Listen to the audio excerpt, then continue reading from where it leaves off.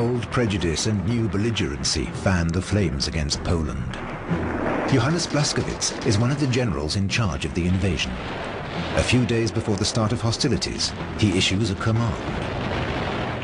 Soldiers of the 8th Army. From today, the 8th Army is established, the command of which has been entrusted to me by the Supreme Commander of the Wehrmacht. Our duty is to execute his will with hard, fast, forceful strikes. Long live the Führer. The Polish campaign is a war between unequal opponents. The Poles put up fierce resistance, but in the end they can only wait in vain for the help of the Allies. Just 3.5 weeks after the outbreak of war, Blaskowitz accepts the Polish surrender on a bus in Warsaw. Hitler's plans seem to be working. He presents himself as victor to the Poles and to his own generals. This commander-in-chief can advance their careers.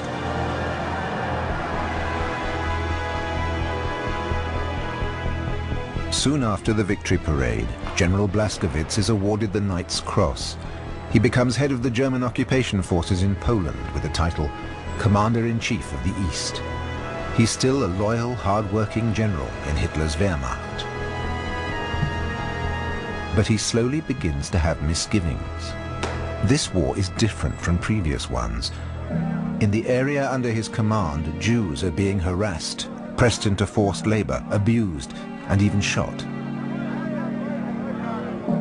The generals only talk about it behind closed doors.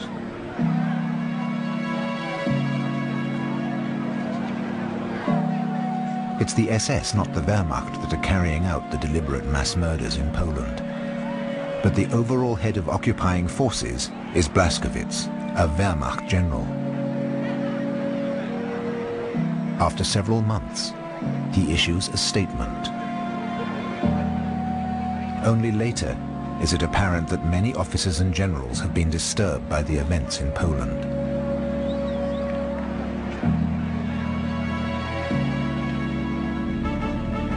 Edwin Count von Rotkirch is a 50-year-old colonel in a cavalry regiment.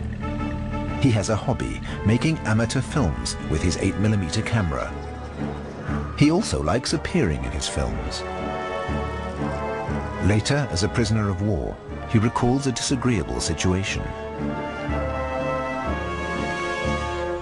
Only now does he dare to speak about it. I was in Kutno. I went there to film. I make films, that's all I do. I knew an SS officer there quite well, and we were talking about this and that, and then he said, "Do you feel like filming an execution?" I said, "No, I find that too disgusting." He said, "Well, it doesn't make any difference. We always shoot people in the morning anyway. But if you prefer, we still have a few left. We could also shoot them in the afternoon." You can't simply imagine how these men, they've become animals.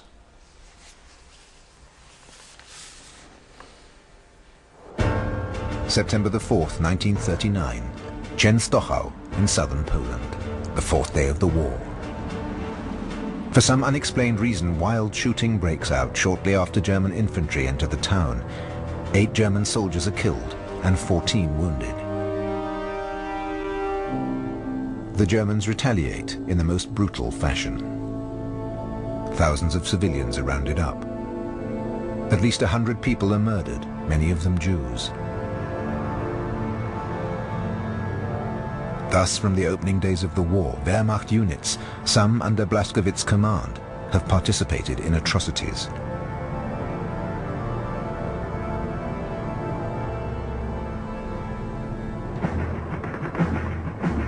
In this case, the original shooting seems to have been friendly fire.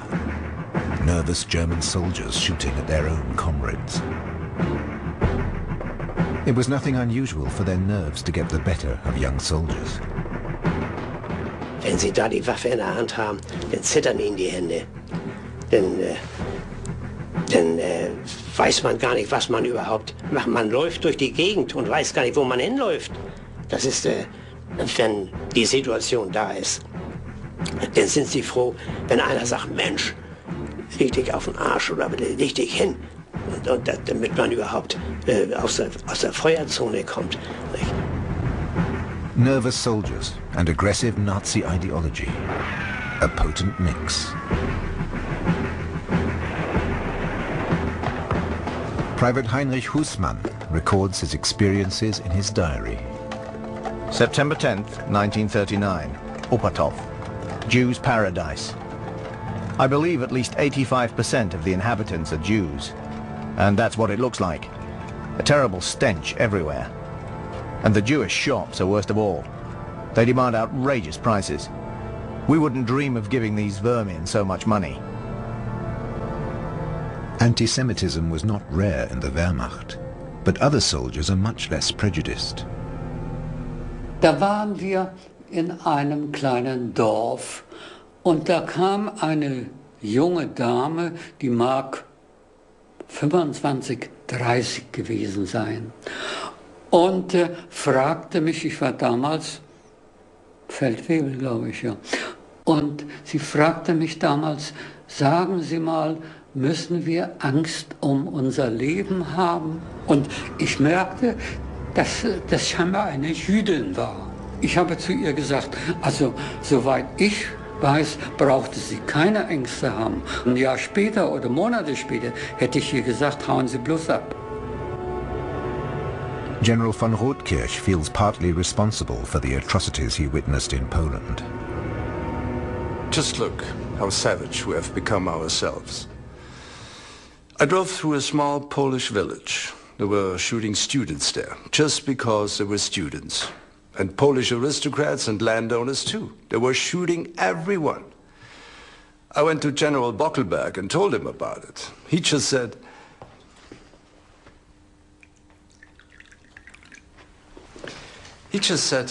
now listen to me. It has to be done. There is no other way. The students are the most dangerous of all. They all have to go. And the aristocrats, they're always going to make trouble. And don't get yourself so horribly worked up.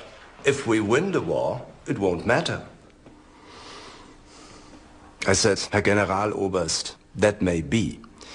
But first of all, I will have to get used to these new principles.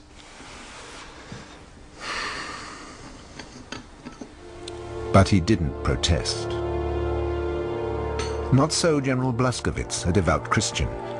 He's genuinely horrified by the systematic murders the SS task forces have been carrying out. Though he ignores the actions of his own units, he criticizes the misdeeds of the SS and the police in 2 memos to the Commander-in-Chief of the Army, Walter von Brauchitsch.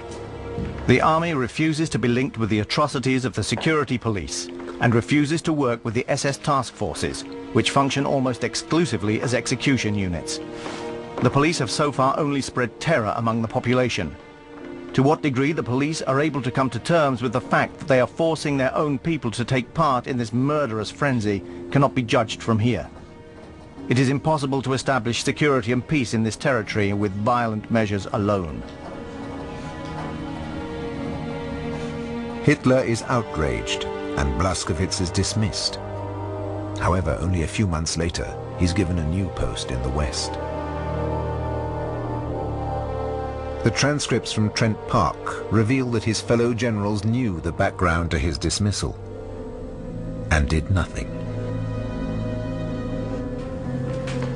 We shot people.